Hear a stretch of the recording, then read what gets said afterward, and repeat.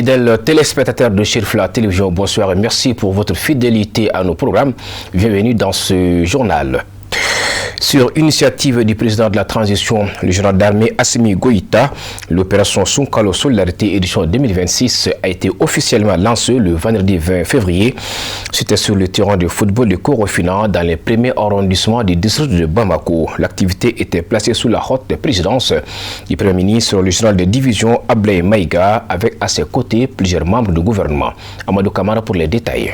Devenu un rendez-vous social et solidaire, l'opération Sonkalo Solidarité revêt un acte solidaire pour soutenir les populations vulnérables en cette période de grande spiritualité et d'entraide. J'ai un insigne honneur, ainsi que toute la population de la commune 1 du district de Bamako, de vous recevoir à l'occasion du lancement national de la rupture collective du jeûne Sonkalo Solidarité 3e édition. Le mois béni du Ramadan qui nous unit le plus des étapes vient de commencer. Je prie Dieu de nous donner la force et les moyens d'accomplir les obligations qui s'imposent dans la paix, la sécurité et le pardon. Le choix de la commune 1 pour abriter cette cérémonie combien importante et sociale pour prouver encore l'attachement des autorités de la transition au bien-être et au mieux-être de la population.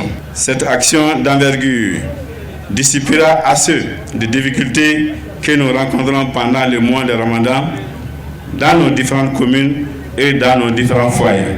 Nous vous assurons de la pérennisation de cette œuvre purement sociale et ne fera pas défaut en commune 1 du site de Bamako et bien sûr dans l'ensemble des autres collectivités du Mali. Pour le ministre des Affaires religieuses, du culte et des coutumes, ce don d'une grande importance vient à point nommé, car il soulagera la souffrance des populations les plus vulnérables de notre pays. Monsieur le Premier ministre, ce n'est pas la première fois. Ce n'est pas aussi dans le cadre de Sonkalo Solidarité que les religions du Mali bénéficient de la gratitude de son Excellence, Monsieur le Président de la Transition. Je suis le ministre des Affaires religieuses, du culte et des coutumes. Je suis le témoin oculaire de tout ce que vous faites pour mon département, pour les religions. Cette année, Dieu encore s'est révélé à nous. Quand Dieu s'adresse à sa créature, il s'adresse à plusieurs manières. L'une de ses plus belles manières est de faire la coïncidence entre le carême et le ramadan encore cette année. C'est pour nous rappeler que nous sommes les mêmes. Monsieur le Premier ministre, ce que les plus hautes autorités de notre pays demandent toujours, c'est d'être toujours ensemble. C'est d'être en phase et en phase. C'est ce que Dieu nous a montré cette année. Ces kits alimentaires qui vont certainement soulager les religieux. Mais ce n'est pas seulement pour les religieux, mais tout simplement pour toute la population malienne. Pour le général de division Abdoulaye Maïga, Premier ministre, chef du gouvernement, le Ramadan est un moment de grande solidarité agissante dans notre pays. Le Ramadan est un moment particulier dans la vie de notre nation.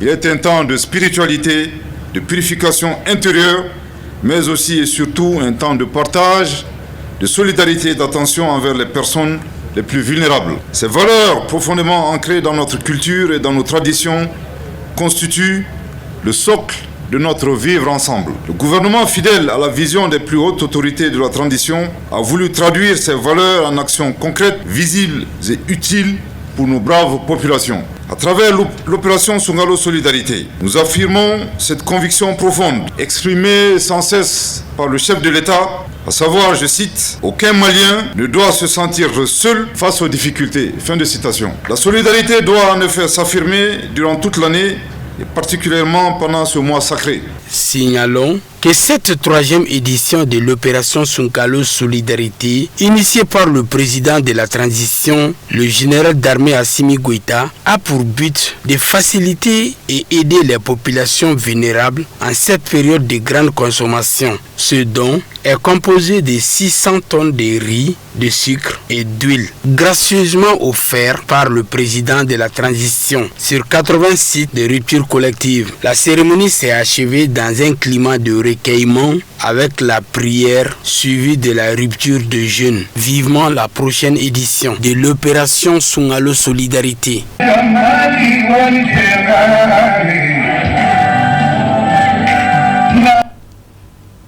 Voilà, ce n'est que le lancement de cette opération Sonkalo Solidarité qui va donc se poursuivre durant tous les mois. L'actualité sur tout autre plan. Le fils du guide spirituel des Ansar, Seydi Chérif Ahmed Tidiane Haïdara, a animé une soirée de prêche au terrain Mamaïra de Kati Farada. L'initiative est de la sous-section des Ansar de Kativille.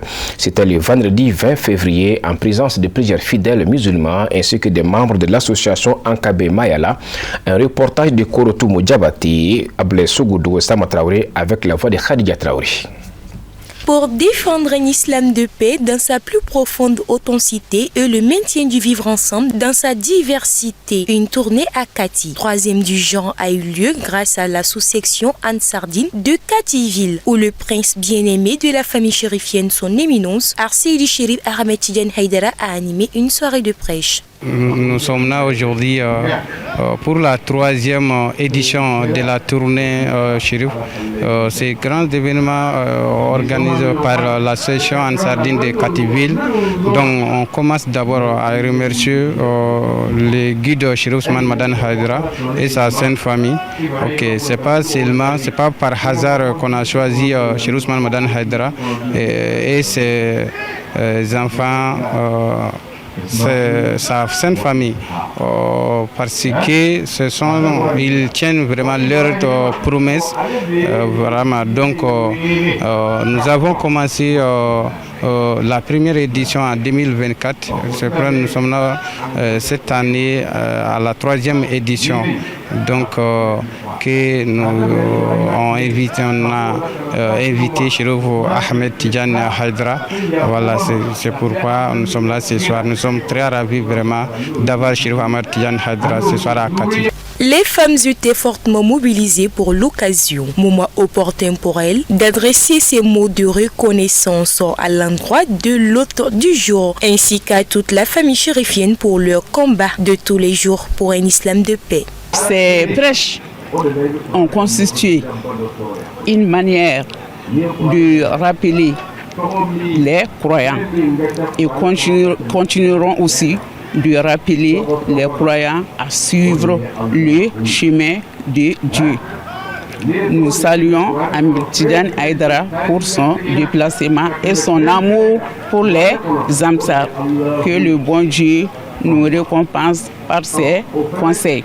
Nous souhaitons que ces prêches soient continuelles aussi. Cette nuit de prêche de la sous-section Ansardine de Kativille a été magnifiée par la présence de la communauté chrétienne ainsi que des traditionnalistes membres de l'association Ankabe Mayala. Ce soir, je suis très ému par cette occasion, une grande occasion que nous vivons en ce moment même.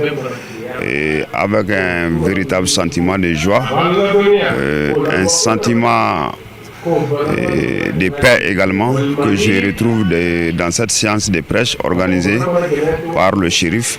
Et ensemble, nous comprenons que ces messages sont des messages de paix, des messages qui soudent ce qu'on appelle le vivre ensemble dans nos sociétés et surtout la paix et la cohésion entre les fils et les filles du Mali.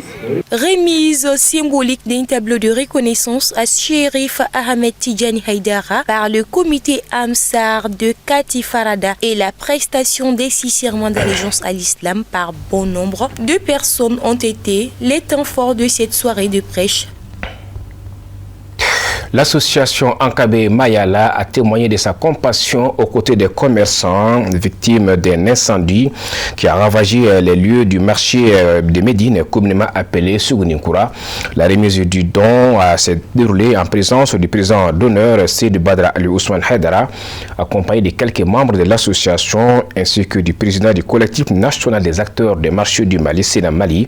Le point avec Madi Hawakebe. C'est dans les moments difficiles qu'elle reconnaît ses vrais amis, dit-on. Cet acte social a tout son sens.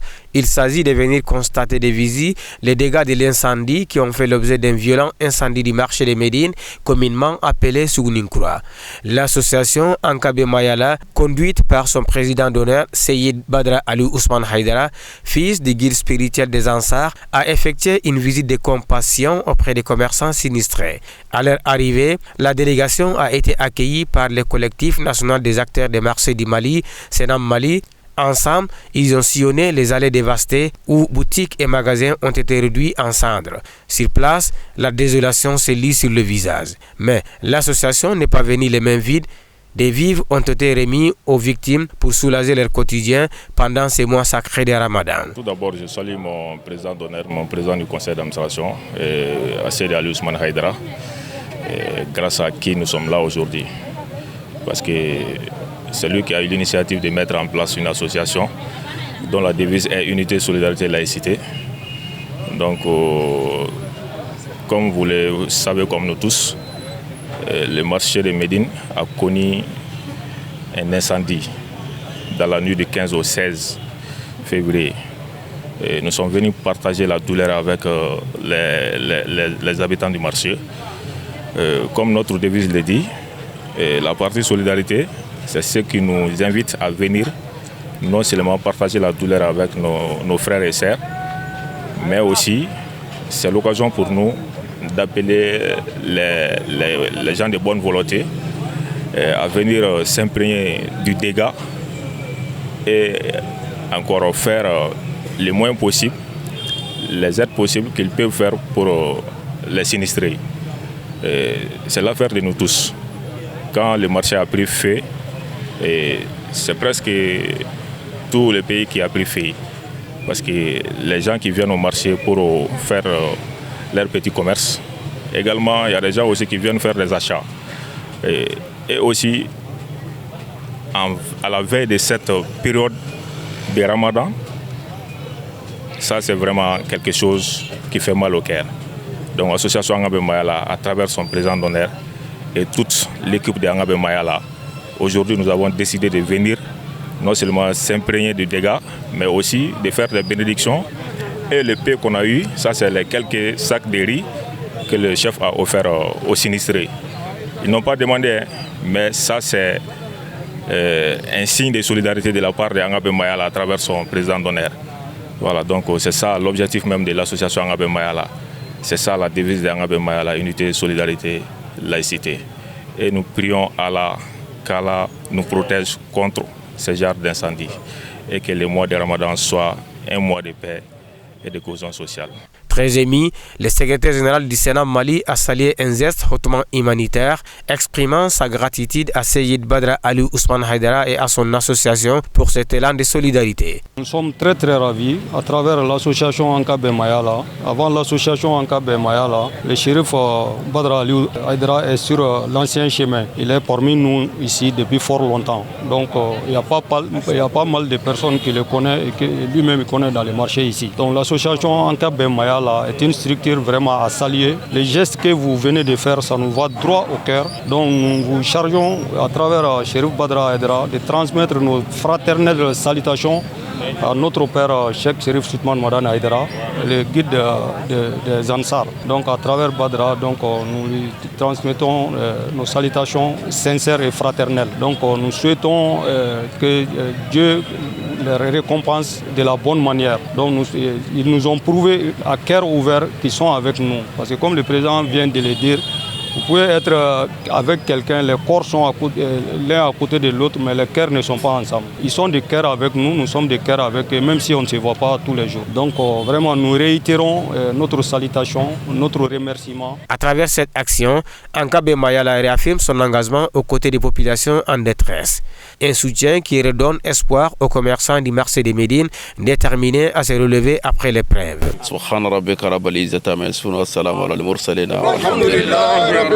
Nous poursuivons donc ce journal dans le cadre du carême des chrétiens et du ramadan des musulmans. Chérif Ali Ousmane Haïdara, fils du guide spirituel des Ansar, a fait une déclaration appelant à la paix, à la tolérance et à la solidarité entre les communautés.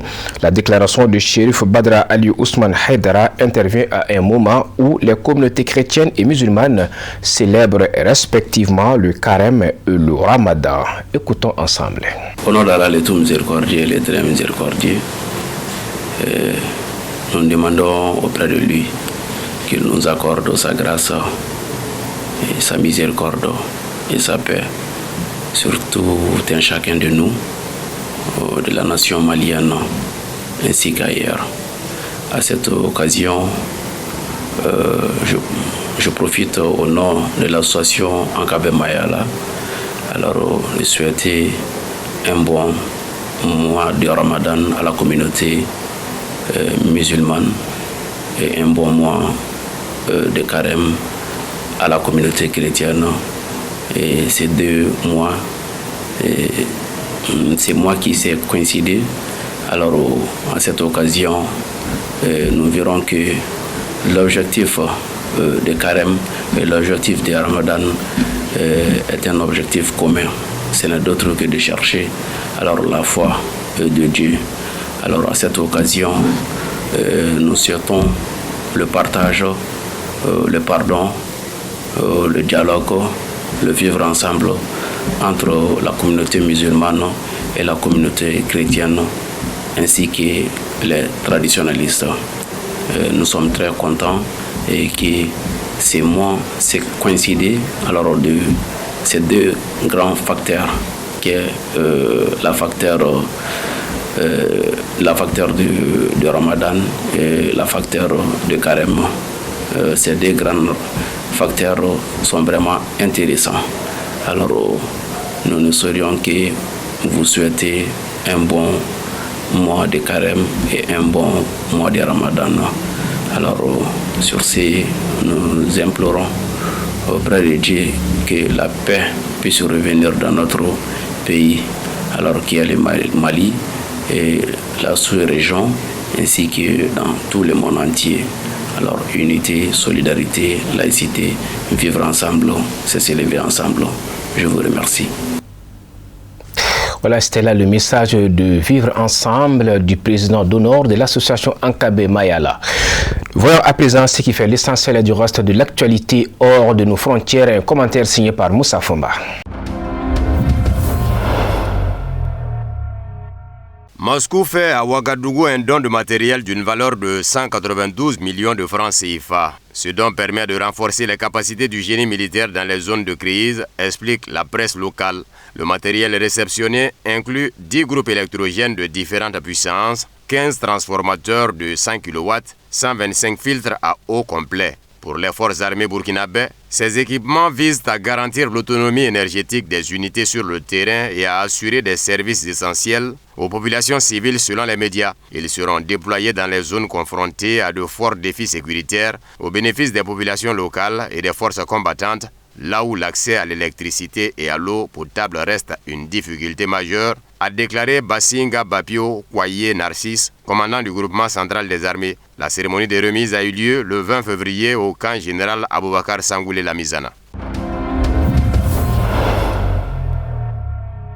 Le Burkina et le Ghana signent plusieurs accords pour renforcer la coopération sécuritaire. Les principaux documents approuvés le 20 février à Ouagadougou portent sur la reconnaissance mutuelle des permis de conduire nationaux afin de faciliter la circulation des transporteurs, des biens et des personnes et de dynamiser le commerce, un accord cadre de coopération transfrontalière, des mécanismes conjoints pour la gestion des catastrophes, la lutte contre le trafic et la drogue, le renforcement de la coopération sécuritaire incluant le partage de renseignements, la formation et une meilleure coordination face au terrorisme. Dans le cadre d'une visite à Ouagadougou d'une délégation ghanéenne conduite par le ministre des Affaires étrangères, Samuel Okuzeto Ablakwa, celle-ci a été reçue par le Premier ministre Rimtalba Jean-Emmanuel Ouedraogo. En élargissant les axes de collaboration, les 2 pays entendent traduire leurs engagements en actions concrètes au profit des citoyens des 2 pays, unis par l'histoire, la géographie et une volonté partagée de bâtir un avenir de paix, de sécurité et de prospérité commune, annonce la primature du Faso.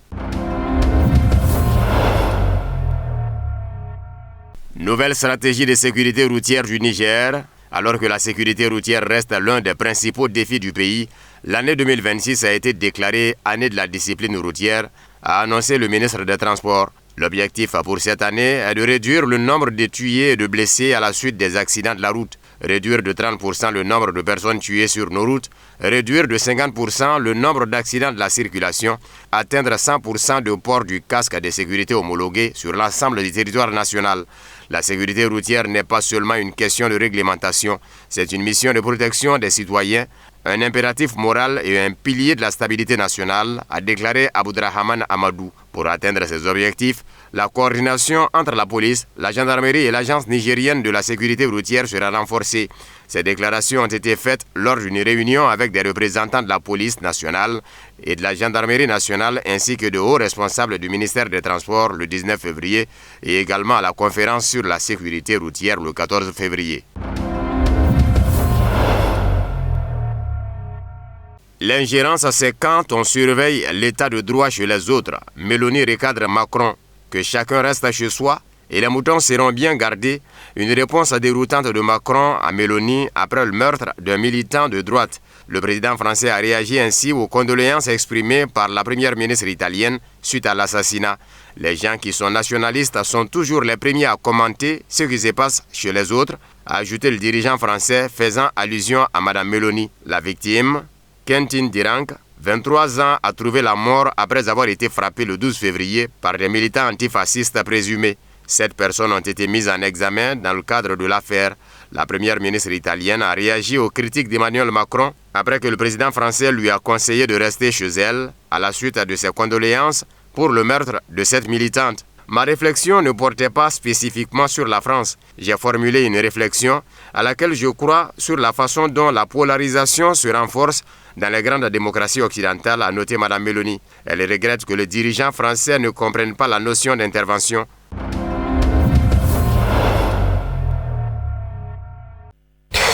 C'est tout pour ces journaux. Un grand merci à vous de l'avoir suivi. Excellente suite de programme. Bonsoir.